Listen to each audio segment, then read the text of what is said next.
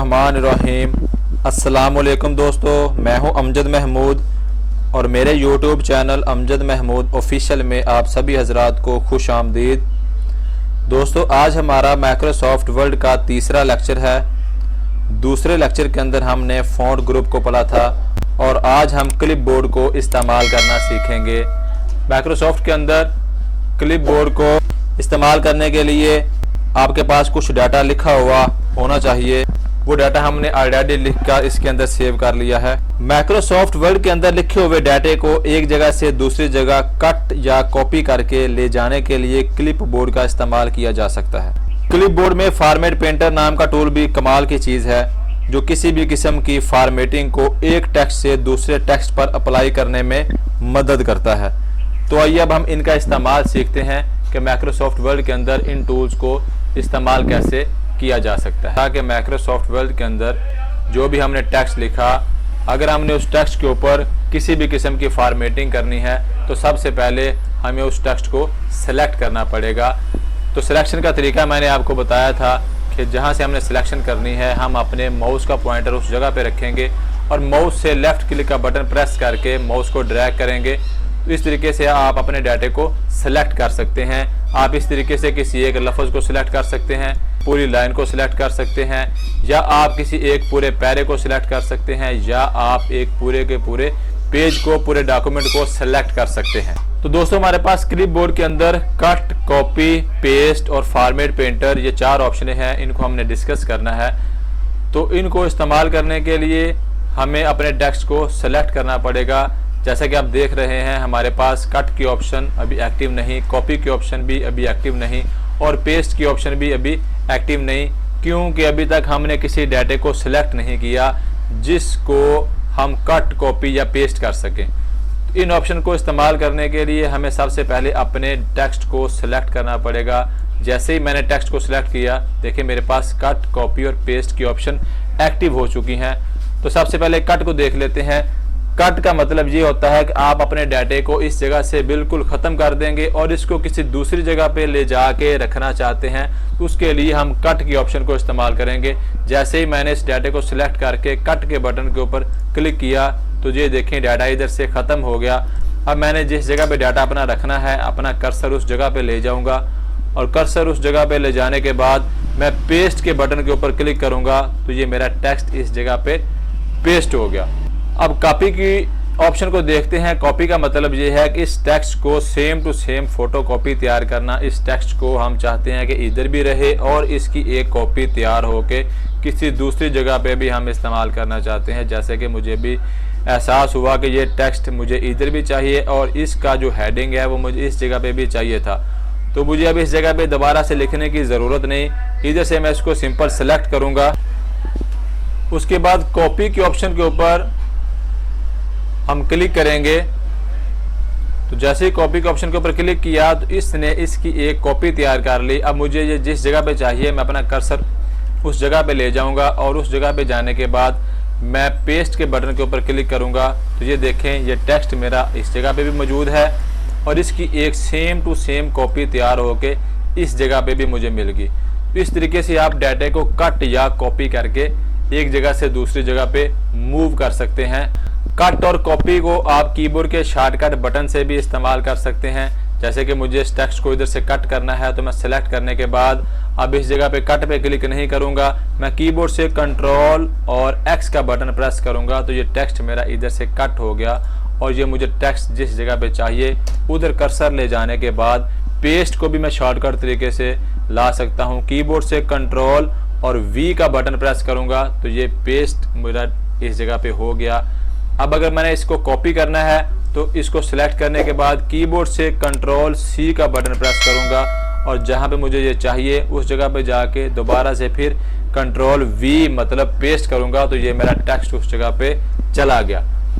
तो याद रखें, कट और कॉपी करने के बाद अपने टेक्स्ट को किसी दूसरी जगह पे जाके रखने के अमल को पेस्ट करना कहते हैं। तो पेस्ट, कट और कॉपी हम तीनों शॉर्टकट तरीके से इस्तेमाल कर सकते हैं। उसके बाद पेस्ट के अंदर हमारे पास मज़ीद कुछ ऑप्शंस हैं, इनको भी डिस्कस करते हैं। मैंने इस डाटे को इधर से सिलेक्ट करके कॉपी किया, और कॉपी करने के बाद ये टेक्स्ट मुझे जिस जगह पे चाहिए उस जगह पे कर्सर ले जाने के बाद अब सिंपल पेस्ट पे क्लिक नहीं करूँगा, मैं इसके अंदर जो ऑप्शंस हैं इनको देखूंगा। इस पे क्लिक करेंगे तो सेम टू सेम हमारा टेक्स्ट पहले की तरह कॉपी हो जाएगा। साथ मर्ज फॉर्मेटिंग पे क्लिक करेंगे तो देखिए हमारा टेक्स्ट इस तरीके से मर्ज होके फॉर्मेटिंग के साथ हमारा इधर पेस्ट हो गया टेक्स्ट। उसके बाद अगर मैं इसके मजीद ऑप्शंस को देखूं, इस ऑप्शन को देखूं तो ये देखें कीप टेक्स्ट ओनली है। इसका मतलब ये है कि अब कोई भी फॉर्मेटिंग नहीं, जैसा टेक्स्ट पहले था फॉर्मेटिंग से पहले टेक्स्ट वही है, लेकिन बगैर किसी फॉर्मेटिंग के हमारा टेक्स्ट सिंपल फॉर्म के अंदर इस जगह पे पेस्ट हुआ। तो ये इसके अंदर मजीद ऑप्शन थी। इस टेक्स्ट को मैं दोबारा से सिलेक्ट करता हूँ और सिलेक्ट करने के बाद कीबोर्ड से Ctrl+C का बटन प्रेस किया और ये टेक्स्ट मुझे जहाँ पे चाहिए कर्सर उस जगह पे लेके जाऊँगा और इस ऑप्शन के अंदर जाके पेस्ट स्पेशल के ऊपर मैं क्लिक करूँगा और पेस्ट स्पेशल के अंदर मैं पिक्चर इनहेंस मेटा फाइल को सिलेक्ट करके अगर मैं ओके करूं तो ये टेक्स्ट मेरा इधर पेस्ट हो गया। ये इस कॉपी और इस कॉपी के अंदर फ़र्क है।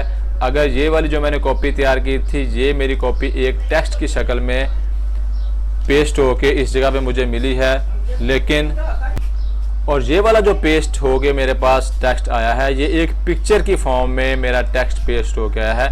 इसको मैं एज अ पिक्चर एक जगह से दूसरी जगह मूव कर सकता हूं, लेकिन अब मैं इसके अंदर कोई तब्दीली नहीं कर सकता।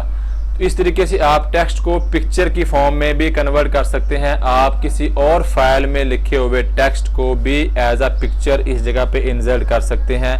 जैसे कि मैंने अगर इन पेज के अंदर कोई डाटा लिखा है तो उस डाटे को भी मैं as a picture Microsoft Word के अंदर पेस्ट कर सकता हूं। इसी तरीके से अगर एक्सेल वर्ड या किसी पावर पॉइंट किसी और सॉफ्टवेयर के अंदर भी मैंने डाटा लिखा है उस डाटा को भी कॉपी करके as a picture Microsoft Word के अंदर इस तरीके से पेस्ट कर सकते हैं।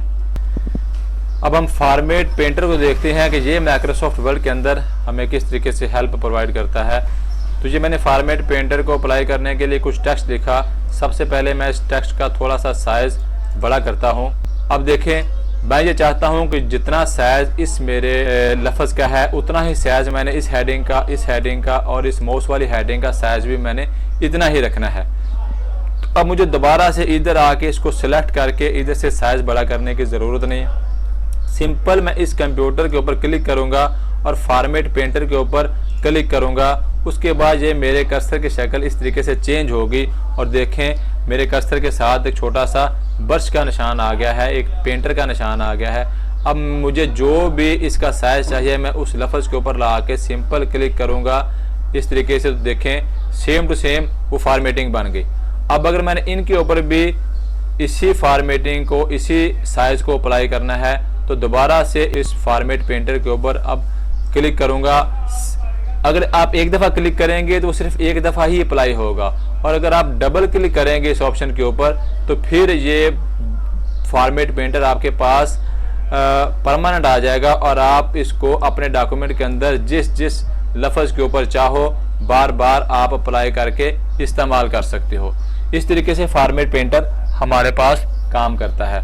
अब मज़ीद देखें कि फॉर्मेट पेंटर हम इस टेक्स्ट को कुछ फॉर्मेटिंग कर लेते हैं।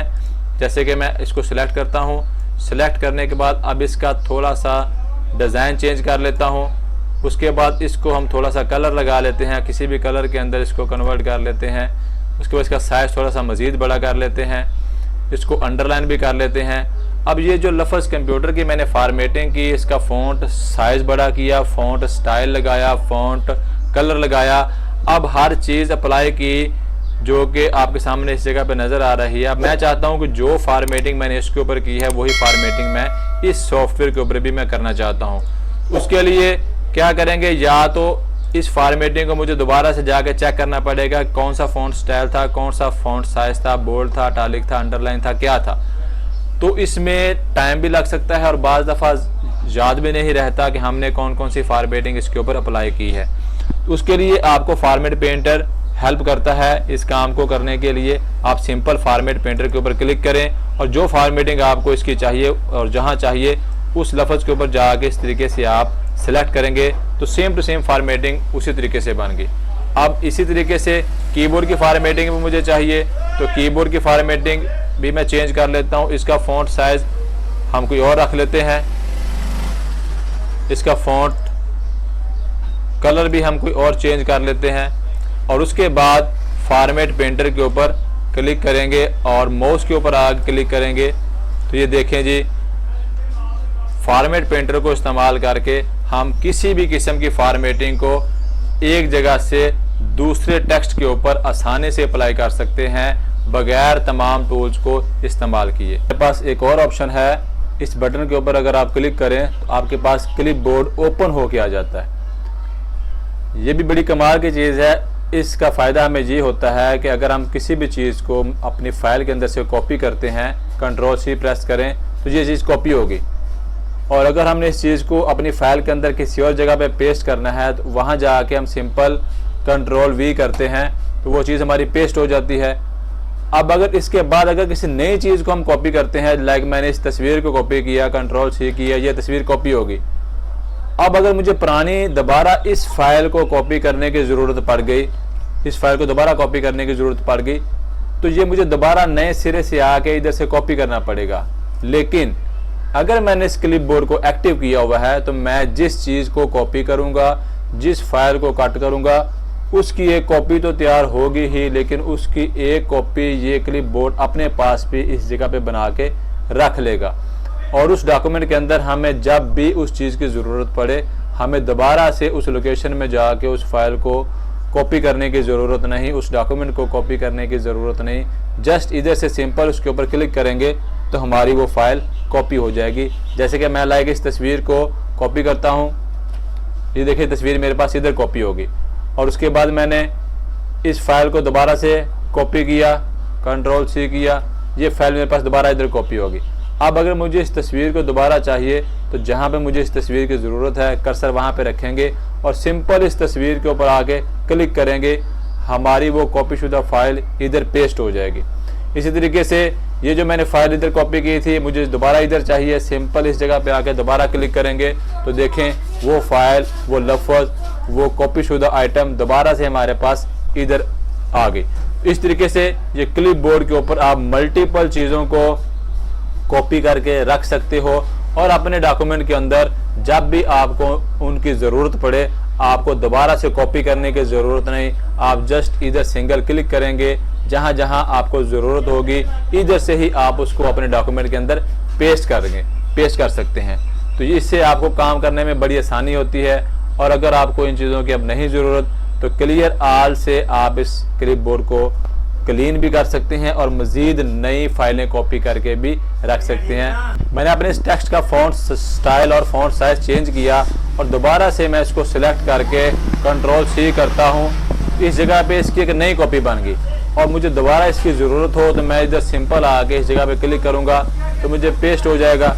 अब अगर वो डॉक्यूमेंट, वो फाइल जो मैंने पहले इस जगह पे कॉपी की थी, इसको जो मैंने पहले कलर और पहले फ़ॉन्ट स्टाइल था, अब अगर इसी चीज़ की दोबारा ज़रूरत है, अब मुझे वो तो मैं उसको डिलीट कर चुका हूँ, अब अगर मुझे वो डॉक्यूमेंट दोबारा चाहिए तो क्लिपबोर्ड के अंदर मेरे पास वो मौजूद है। सिंपल उस ऑप्शन के ऊपर जाकर क्लिक करेंगे तो वही फॉर्मेट, वही डिज़ाइन आपके पास दोबारा से मौजूद आ जाएगा। इस तरीके से आप क्लिपबोर्ड को अपने डॉक्यूमेंट के अंदर इस्तेमाल कर सकते हैं। जी दोस्तों, उम्मीद है आपको इस लेक्चर की अच्छे से समझ आ गई होगी। तो मिलते हैं अपने नेक्स्ट वीडियो में, तब तक के लिए अल्लाह हाफ़िज़।